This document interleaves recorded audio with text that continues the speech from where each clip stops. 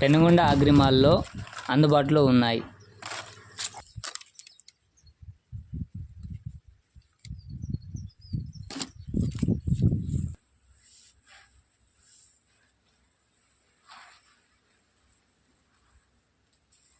మిర్చి తోటలో ఫస్ట్ దఫా దుక్కి మందు, మళ్ళీ దానికి సంబంధించిన ఫంగిసైడ్, మళ్ళీ హ్యూమిక్ యాసిడ్ 3 కలిపి మన ఎకరాకు చల్లుకుంటున్నామండి.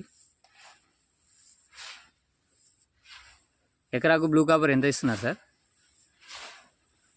ఎకరాకి కేజీ. Humic acid litre